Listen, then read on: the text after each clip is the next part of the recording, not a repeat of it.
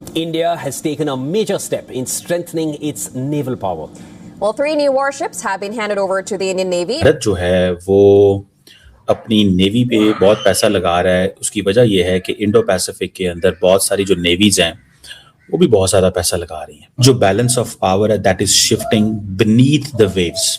महासागर में बढ़ती चीन की मौजूदगी के बीच भारत ने एक ऐसा कदम उठाया जिसने पूरी दुनिया का ध्यान खींच लिया। एक ही दिन में भारतीय नौसेना को मिले 3 घातक युद्धपोत और खास बात यह है कि ये ब्रह्मोस मिसाइल से लैस स्टील्थ फ्रिगेट हैं। तो भारत की मैरीटाइम पावर के अंदर 5 शिप्स ऐड होती हैं, 4 इंडियन नेवी और 1 कोस्ट गार्ड के अंदर देयर आर 5 एडिशंस। और ऐसे ही कहा यह जा रहा है कि every now and again 5-6 ships add होती रहेंगी। 5 मिनट बाद आप मुझे बताएं ना, कोई अब जरा तसव्वुर करेंगे कि किसी जगह बैठा हो और अचानक ज़लज़ला आ जाए। आज पूरा यूरोप वही बात कर रहा है। उन्हें ये बात 20 साल बाद समझ आई है कि पाकिस्तान जैसी एटमी कुव्वत के ऊपर जब बुज़दिल जर्नैल काबिज होते हैं तो एटमी हथियार होने के बावजूद कहते हैं कि हमारी टांगें कांपती हैं। दूनागिरी, आईएनएस अग्रे और आईएनएस संशोधक और तीनों की अपनी अपनी खास ताकत है। ये क्या होगा, इंडिया हर रोज कोई ना कोई जो है वो लॉन्चेस कर रहा है।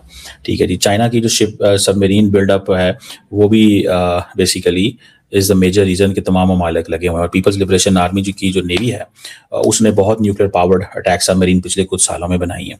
प्रोडक्शन रेट जो है वो बहुत तेज है। इंडिया में defence shipyards have been doing a reasonably good job.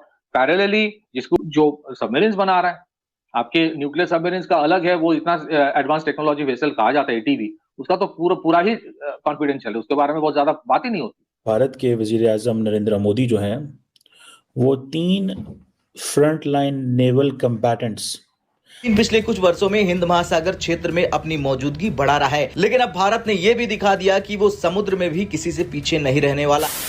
नमस्कार दोस्तों, जय हिंद। एक ही दिन इंडिया ने अपनी नेवी में 4 शिप ऐड कर दिया है, जिसमें से 2 वॉरशिप है, जिसे देखने के बाद पड़ोसी देश पाकिस्तान और चीन को बहुत बड़ा सदमा लगा है। दरअसल 31 मार्च 2026 को इंडियन नेवी ने एक साथ 4 नेवी शिप को जोड़ लिया है। INS Dunagiri, INS Malvan, INS Agray, INS Sanshodhak, ये सब शिप इंडिया के इंडिजीनियस डिफेंस प्रोग्राम का पार्ट है और ये 4 शिप अलग अलग रोल्स प्ले करती है। आईएनएस दूनागिरी फ्रंटलाइन फाइटर है, इसे प्रोजेक्ट 70A के अंदर बनाया गया है। ये एक स्टेल्थ फ्रिगेट है जो ब्रह्मोस मिसाइल ले जा सकती है, जिसे एयर, सरफेस और सबमरीन ये तीनों जगह से दुश्मनों को मार सकती है। इसके बाद आता है आईएनएस मलवान। ये एक एंटी सबमरीन वॉरशिप है जो शैलो वाटर में काम करती है और दुश्मनों के सबमरीन डिटेक्ट करके उसे डिस्ट्रॉय करती है। उसके बाद आईएनएस एग्रे, ये एक सर्वे वेसल है जो समुद्र के अंदर मैपिंग करती है। अब आता है आईएनएस संशोधक। ये एक एडवांस सर्वे शिप है जो safe navigation, under water mapping और मैरीटाइम इंटेलिजेंस सपोर्ट करती है।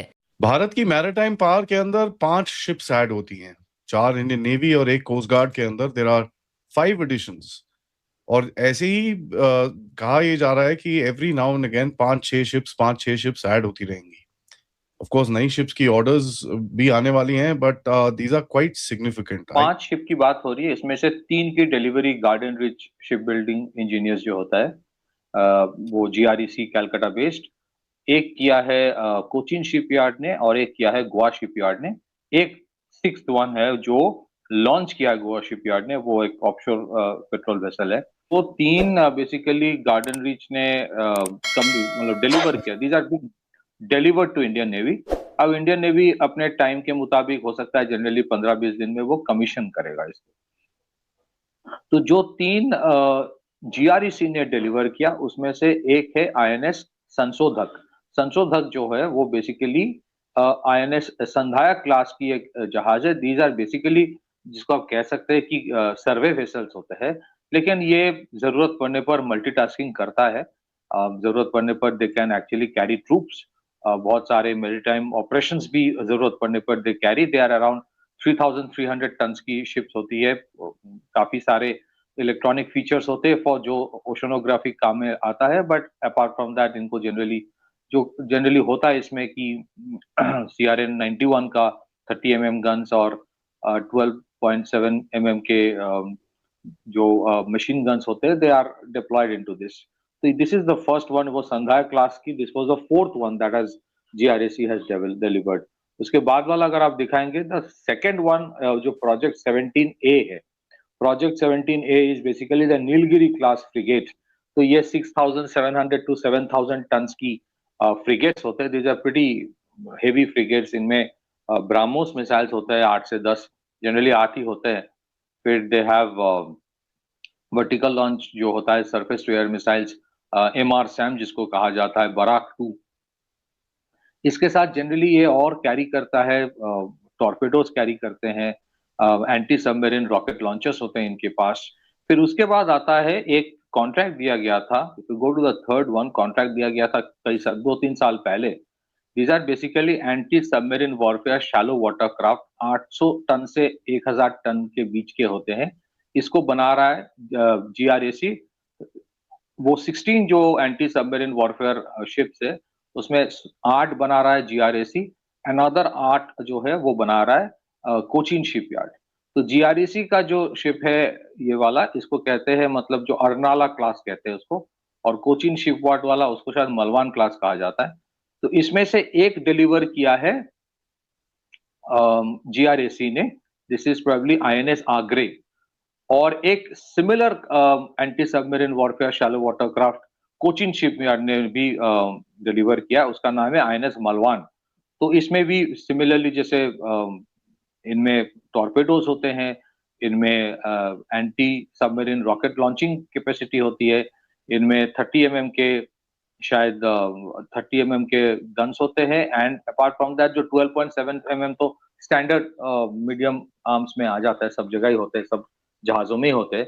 इसके साथ इनमें एंटी सबमरीन रॉकेट लॉन्चर्स भी होते हैं, और भी बहुत सारे फीचर्स होते हैं। इलेक्ट्रॉनिक वॉरफेयर, और जितने सारे हमने बात किए सब में इलेक्ट्रॉनिक वॉरफेयर की कैपेसिटी मोर और लेस होता है। If you go to the next one आदि भाई, तो INS आगरे के बाद जो INS मलवान है, INS Malvan falls in the same category as this one. अगर आप अगले वाले में जाएंगे तो दिस इज INS मलवान, वो anti submarine warfare shallow watercraft के सेम कैटेगरी के होते हैं। Fifth one is basically Goa shipyard ने एक डिलीवर किया है, इसको अदम्या क्लास के 360 टन के, अगला वाला अगर आप जाएंगे आदि भाई, दैट्स अ कोस्ट गार्ड के जहाज जो दिया है। And there is a sixth one, वो है ऑफशोर पेट्रोल वेसल जो गोवा शिपयार्ड ने लॉन्च किया है, उसका नाम है INS शाची। ना कहने की बात है, व्हाई इज दिस स्टोरी, कि हमारे जितने सारे नेवल डिफेंस शिपयार्ड्स हैं वो कॉस्ट ओवररन, टाइम ओवररन, उसमें भी प्रॉब्लम होता है, बट फिर भी मोर और लेस वो time even in spite of certain delays वो डिलीवर करता रहता है। पीरियोडिकली आप देखेंगे हमेशा डिलीवरी होता रहता है।